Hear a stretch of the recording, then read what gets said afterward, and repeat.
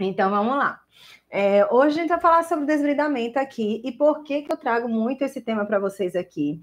Gente, falando sobre desbridamento, porque a gente não sabe e não entende direito, né? E tem muitas dúvidas, muita insegurança na hora de fazer o desbridamento, principalmente dentro do ambiente domiciliar, né? Os meus simuladores para poder a gente falar um pouquinho sobre remoção, né? Desse tecido necrótico, tudo direitinho para vocês, viu? Vou pegar aqui o pezinho também, tá? Vamos embora. E aí a gente vai falar sobre desbridamento muito porque a gente tem muita dificuldade, né, de entender.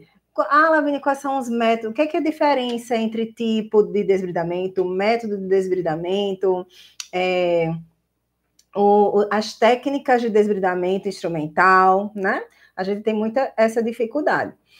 E aí, eu já digo a vocês que é muito diferente quando a gente fala tipo de desbridamento o tempo todo, não é assim, tá? A gente fala método é a maneira mais correta, porque o tipo é aquele de mais ativo, desbridamento ativo e desbridamento de manutenção, são os tipos de desbridamento, tá? Que o desbridamento mais ativo é o que a gente faz imediato. Eu peguei uma ferida agora com necrose e eu vou fazer o primeiro desbridamento aqui, o desbridamento que é mais ativo, que é um desbridamento mais aprofundado, um desbridamento que é um pouco mais, que a gente diz assim, que a gente remove um pouco mais, né, nesse primeiro momento.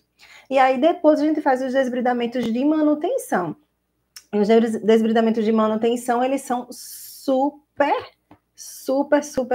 necessários na higienização de feridas. Então, todas as vezes que a gente vai higienizar uma ferida, a gente precisa fazer desbridamento de manutenção, principalmente se a ferida tiver tecido desvitalizado ou biofilme, tá?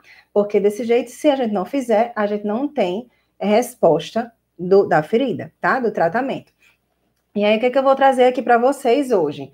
3 passos para que vocês tenham realmente segurança, né, no desbridamento, mesmo tratando em domicílio. E aí, na hora que a gente fala sobre método de desbridamento, é que a gente entra naqueles que a gente acha que é o tipo, né, de desbridamento. Aí a gente fala de autolítico, fala de enzimático, fala de biológico, fala de instrumental, fala do desbridamento cirúrgico, né? Fala do desbridamento mecânico. Então, esses são os métodos de desbridamento que a gente tem disponível, que existe na literatura e que a gente faz realmente no dia a dia na ferida, tá?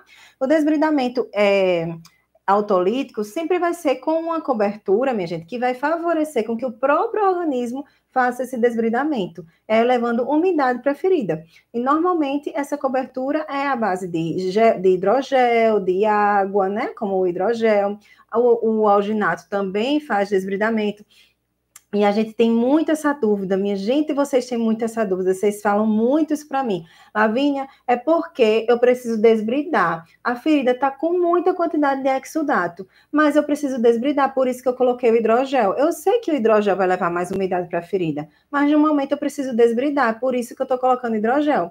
Não é só o hidrogel, minha gente, que faz desbridamento autolítico. Vocês conseguem fazer com a cobertura a absorção do exudato e também fazer o desbridamento, como o alginato, por exemplo. A placa de alginato, e não é um alginato do hidrogel, não, tá? Ó, vou mostrar para vocês. Deixa eu pegar aqui. Meu laser tá aqui em cima da minha caixa hoje. Ó. Quando vocês pegam esse tipo de hidrogel aqui, esse daqui, esse hidrogel, ele tem alginato aqui, tá? Com alginato, na composição, com alginato, certo? Então, se esse hidrogel tem alginato, é que vocês me dizem, Lavínia, mas eu tô botando, a ferida tem muita quantidade de exudato, mas eu tô botando o hidrogel com alginato para poder fazer a absorção da ferida. Não, minha gente, pelo amor de Deus, eu não estou falando desse alginato. Aqui o alginato que tem no hidrogel, ele continua sendo gel. Esse daqui, ele continua sendo gel. ele não vai ser placa absorvente. O alginato que tem aqui dentro, ele vai servir para quê? Me digam aí se vocês sabem. Para que serve o alginato do hidrogel? Quero saber se vocês sabem. Porque esse daqui, ele continua sendo gel, tá? Gel.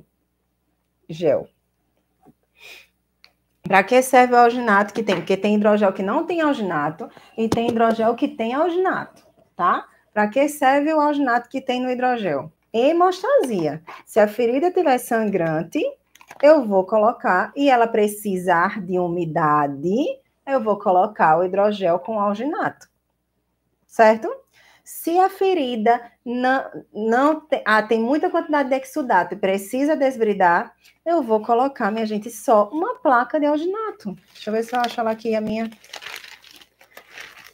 Eu já mostrei tanto para os meus alunos, minhas trilheiras, todo mundo, que às vezes eu perco as coisas, que está tudo aberto aqui para poder demonstrar para vocês. E para as minhas alunas lá dentro do método. Aí, é muita cobertura, muita coisa. E a minha plaquinha de alginato é pequenininha. Às vezes eu perco ela. Depois eu acho. Mas a maioria de vocês já conhece, né? O alginato. A plaquinha mesmo do alginato. Sem ser esse do hidrogel, tá? Aí, o alginato, minha gente, em si... Ó, tá vendo? Perdi.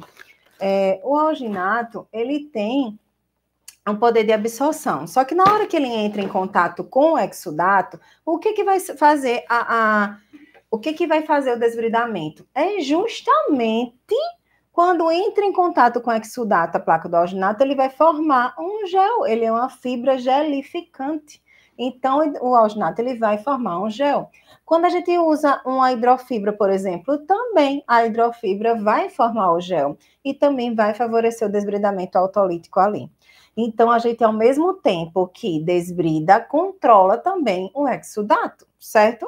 Então, a gente tem que fazer desse jeito, porque depois, minha gente, lá na frente, sabe o que é que vai acontecer? Com essa ferida que vocês colocaram hidrogel ou papaina, porque precisava desbridar, mas se estava com muito exudato, essa ferida, duas coisas, a ferida vai ficar muito úmida, a borda já vai macerar daí. Você já não vai ter uma borda saudável, a borda vai macerar. E a segunda coisa é que quando ela estiver fechando, sabe o que vai acontecer?